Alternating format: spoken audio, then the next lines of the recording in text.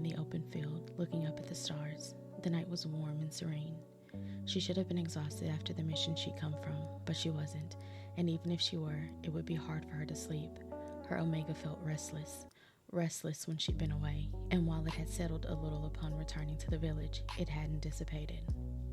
The sweet bliss of turning her mind off and allowing dreams to overtake her had been absent from her for several months now. It isn't like I don't know why, she mumbled to herself. Worry plagued her with each day that passed with no word. It wasn't like she didn't know that it would be hard to contact her, to contact them to let them know he was safe, but it had never taken him this long before. You don't need to worry, nothing has happened. He's a prodigy after all. That was what she continued to tell herself almost every day for the past 2 months, after she'd gone 30 days without hearing from him for the first time. And while it gave her some small semblance of peace, it wasn't enough to wipe the worry from her system. It wasn't enough to allow her to get more than 2 hours of sleep each night, if that. The sound of wings caught her attention, and just as quickly as hope filled her, it was drained, pouring out of her rapidly as if someone had destroyed a dam and allowed the buildup of water to rush free. Those were owl wings, not that of a crow. Your Name closed her eyes briefly. It was amazing how easily one could learn the different sounds bird wings made when they were always listening for one in particular, one she hadn't heard for far too long now. A soft breeze filled the open space, and she took in a deep breath. Open air always calmed her. However, in this circumstance, it didn't entirely do the job. She knew nothing would until she heard from him. This isn't productive. She groaned to the grass around her. Her focus should have been on resting and preparing for her duties the following day, but her mind was far from the leaf village, far from her own body even. A distortion in the wind had her snapping her eyes open. Your Name sat up quickly, placing her hand on the hilt of her kunai as she peered towards the trees. She relaxed, feeling the familiar chakra signature, and retook her position. Still awake, I see. Sneaking out again, I see. Kakashi took a seat beside her. Deflection has become one of your more prominent characteristics as of late. So has disappearing in the middle of the night. I'm not sure how you would know that, or why it would matter when you aren't around when I do. Kakashi sighed. Your Name was sure they were about to have a conversation they'd had several times recently, and honestly, she didn't want to hear it. You need better Anbu if you're sneaking away so easily, Lord Hokage. My Anbu agents are great. You simply forget that I was one. The best one at that. Kakashi teased, and she didn't need to remove his mask to know that he was smirking underneath it. Your Name snorted. Maybe you were before, not now. Kakashi hummed, not refuting it. To be honest, if Hound were on duty, I probably wouldn't have made it past the window. Your Name said nothing as she stared at the stars. A long silence stretched between them. He'll be back. I know. She said it, and she wanted to believe it wholeheartedly, but with each passing day, it got harder and harder to continue to have faith. You should get some rest.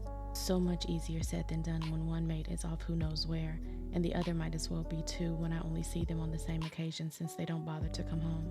You should get back to work before they send out a search party. Kakashi didn't say anything, didn't move, and Your Name knew if he wasn't wearing scent blockers, she'd be able to smell the way his scent soured at her words. She was being needlessly harsh with him, and he didn't deserve that just because she was worried. Kakashi, He pushed to his feet and she cut off, sitting up to look at him.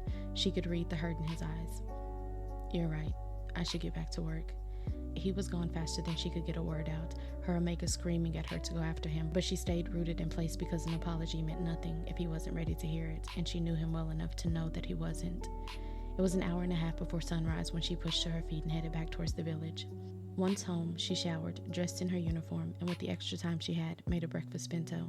She hadn't had much of an appetite lately and opted on a piece of toast and some fruit. When finished, she put on her mask and body flickered to the Hokage's office to relieve Hawk. Anything of note to report? No, everything has been quiet on this end and exceedingly boring. He's been working nonstop. Maybe suggest he take a break in a little while. Your Name refrained from asking Hawk if he was sure he didn't want to report anything, like the fact he'd allowed the Hokage to sneak away from him last night, but decided to let it go. I'll keep an eye on him. Then he's all yours, Hound. When they were left alone, Your Name set the bento she'd made on the corner of the desk. Kakashi looked at it before his eyes shifted to her. You should take a break and eat. I'm fine. Your Name sighed. I didn't mean what I said last night. She rounded the desk, leaning against it beside him. I'm sorry, Alpha. Kakashi leaned back in his chair. I suppose I could use a small break. She smiled under her mask. Kakashi pulled her onto his lap and her smile turned into a glare.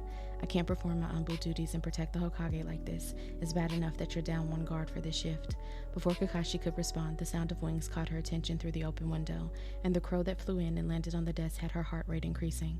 Your name untied the note from his talon and opened it slowly.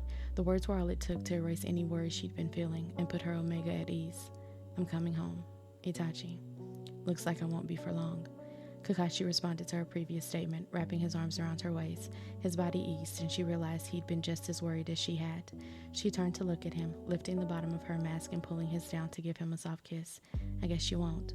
With that, she put their mask back in place and stood from his lap, ignoring his whine. She pointed to the bento as she took her spot in the corner of the room. Kakashi grumbled, but did as he was silently told. Your name smiled at the knowledge that their triad would be whole again, but made a mental note to pull Kakashi away from work early to apologize properly.